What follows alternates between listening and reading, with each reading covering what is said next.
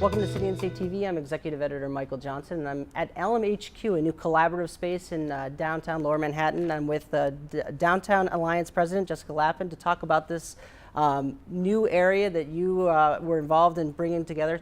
First of all, tell us how this came about. What was the inspiration that brought this space that we're sitting in now to come to fruition?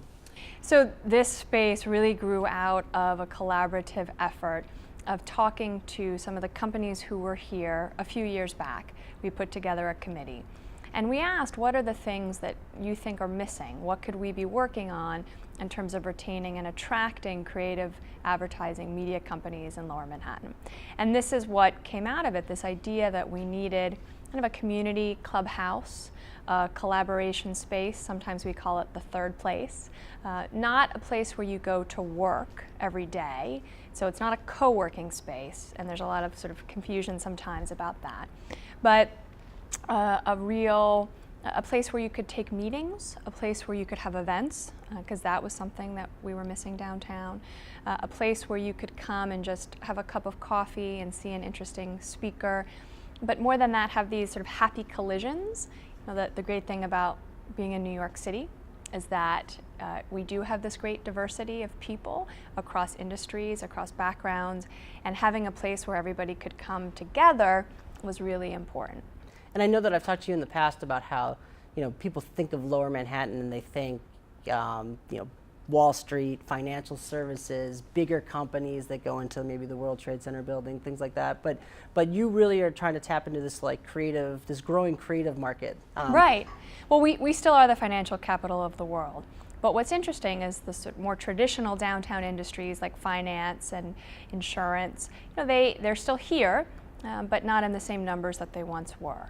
And what's been wonderful to see is the new changing face of the neighborhood, and it is tech, it's advertising, it's media. We have about 800 companies in the so-called TAMI sectors, and they have different wants and needs, they work differently, and we wanted to grow and evolve and serve them as the neighborhood is changing so quickly. And what do you think that this is, once this opens up, I think on July 1st it opens up, what do you expect to see? Do you think that this is something where you're going to have consistent flow of people coming through? Do you think this is something that's needed? Do you think there's even a market for more places like this in Lower Manhattan? Well, there's nothing exactly like this anywhere in the city. Yeah. This is an economic development initiative that we're undertaking, but we think there is great demand for it. We had 2,500 people RSVP for our kickoff launch festival last week. And then what we think is interesting about this is if you're an entrepreneur who's just sick of taking meetings at Starbucks, this is a place where you can take a meeting. But if you're Condé Nast, Time Inc., HarperCollins, it's a place where you can have events off-site from your campus. And I think as bigger companies become more insular, frankly, and densely packed in, having a place for them to come and take a conference room or take a break is important as well. So we've been getting great response. We definitely think there's a demand. But I also think the Alliance is somewhat uniquely positioned to do this kind of a thing. We got a state grant to build out the space, and we're planning to subsidize its operations and really view this as something that, if the market could do, maybe would be doing, and we're willing to take it on because of that. And it's going to be accessible, it's affordable, democratic with a small d. We'll have events that are open to the public as well. So in that sense, it's a little bit different in a good way.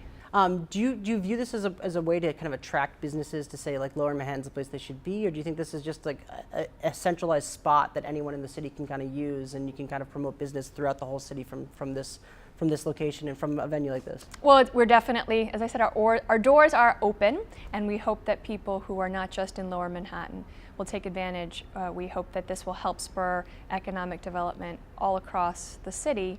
And we hope that even when people come here to do business from overseas, perhaps, that they would come and drop in for a day. So, we're very mindful of that, although certainly if you work downtown, this is going to be more convenient for you. But no, we want to foster all kinds of different intersections, and we're not too far from City Hall. Really, we're just steps away. And so we hope that our partners in government will also view this as a place where they can engage with the community. Interesting. And you said you had St. Grants. You probably can't throw fundraisers here or anything like that. Say that you again? said you had state grants to help build this out, so you probably can't hold fundraisers or anything like that there. So, well, you want the politicians to show up. You don't. Yeah. No, that's that's not going to be part of it.